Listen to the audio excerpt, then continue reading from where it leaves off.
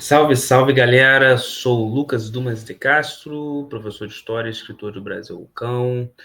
Um bom sextou para todo mundo, um sextou legal para vocês. Se inscreva no canal, ative o sininho, deixe seu like e vamos lá, vamos fazer a nossa análise semanal que a gente sempre faz toda sexta-feira, né?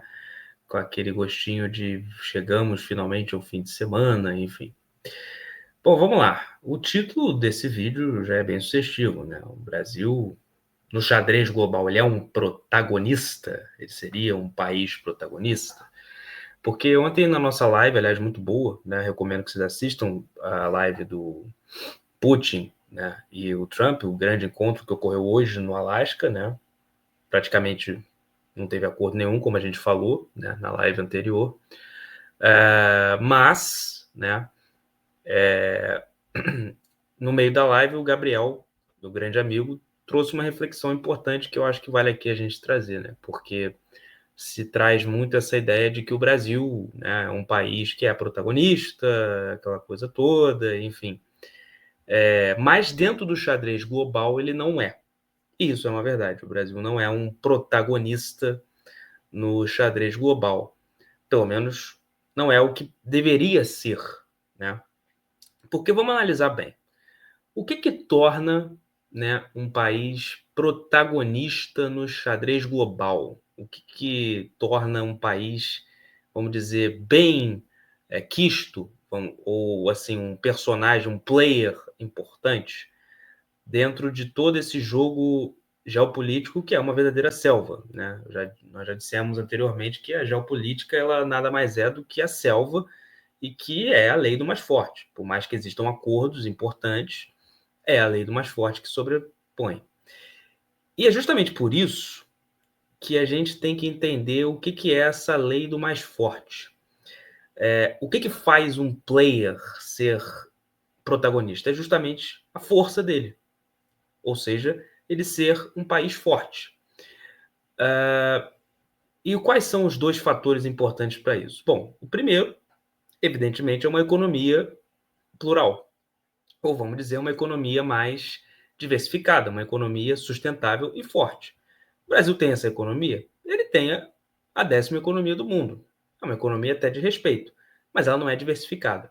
Se a gente olhar, por exemplo, o Brasil, e, aliás, é uma grande lição que a gente está tendo agora com relação à Lei Magnitsky, que nós também já falamos uma live, sabe? Como que o Brasil é dependente especificamente de duas nações. Uma é os Estados Unidos, que é o nosso segundo maior parceiro comercial, que, embora seja o segundo parceiro comercial, é o nosso maior investidor direto. E outra é a China, principalmente na compra e venda de commodities. Algumas, os Estados Unidos é até mais comprador de commodities, como é o caso da laranja. Mas a China é a grande compradora de commodities do Brasil. Então é aquilo que eu já falei, o Brasil ele coloca todos os seus ovos em uma cesta, que essa cesta é dos Estados Unidos e da China, principalmente da China.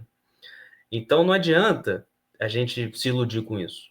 O ideal é que o Brasil diversificasse para se fortalecer justamente. Ou seja, vamos negociar com outros países aí. A Índia é doida para negociar com o Brasil de uma forma forte, efetiva, né? Vamos lá, vamos abrir o leque, vamos conversar com todo mundo, vamos expandir os nossos horizontes. Você vê, por exemplo, o Japão tomou as tarifas do Trump. Como que o Japão conseguiu fazer um bom acordo? Com um investimento pesado nos Estados Unidos, mas por ter uma economia diversificada e inteligente, o que o Japão fez? Começou a vender títulos da dívida americana. E isso é muito caro para os Estados Unidos. Percebe? Por quê? Porque o Japão é melhor que o Brasil? Porque o Japão não. Porque o Japão tem mais estratégia. O Japão diversificou a economia. O Japão se transformou numa economia mais diversificada e forte. O Brasil não tem uma economia diversificada. Então, isso o enfraquece, o torna dependente. Isso é a primeira coisa. A segunda coisa, mais importante, e talvez, né, para mim, uma das principais, é também a força bélica mesmo, sabe? A força armamentícia, a força de armamentos. E perceba, isso não significa que nós temos que usar essas armas. Ter a arma não significa usá-la, sabe? Ter a arma é apenas para você ter poder de voz. Então você olha, por exemplo, para a Venezuela e o exército venezuelano, e você vê, por exemplo, que recentemente, tudo bem, agora o Maduro, e aliás vai ser um tema, muito provável que será o tema da nossa próxima live, mas você vê que o Maduro está acuado. Mas quando ele não estava acuado, o Maduro falou abertamente em invadir Essequibo, ou a Guiana. E quando ele fala em invadir Essequibo, ele faz um exercício militar. Nesse exercício militar, ele simplesmente passou por Roraima. Invadiu a nossa fronteira, porque é o melhor lugar para se invadir Essequibo. Entrou na fronteira e a coisa ficou por isso mesmo. Por quê? Porque o exército brasileiro não tem a força do exército bolivariano.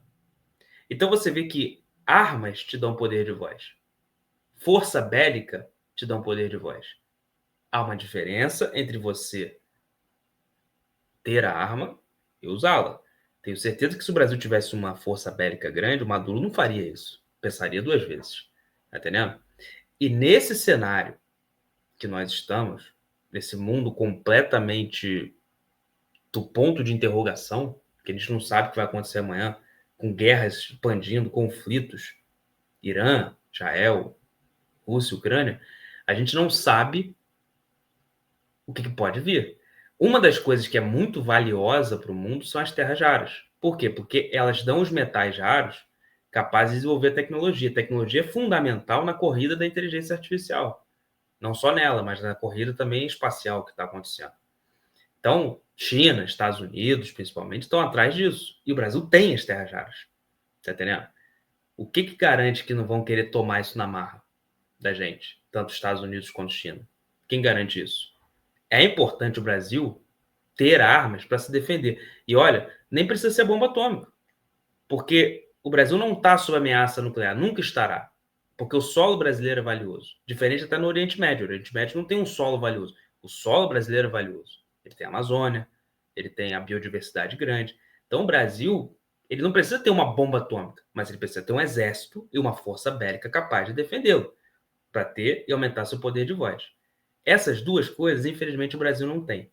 E será uma necessidade no futuro, talvez no futuro até próximo, em que o Brasil tenha sim que ter uma força bélica forte para se defender sim dos interesses que virão externos, principalmente Estados Unidos, Europa, China, aliás, que já estão claramente com os olhos no Brasil, e uma economia diversificada, ou seja, explorar bem a sua capacidade, diversificar isso. Vamos negociar, além dos Estados Unidos, vamos negociar soja com a Índia, vamos negociar commodities com os Emirados Árabes, vamos negociar com França, com quem tiver que negociar.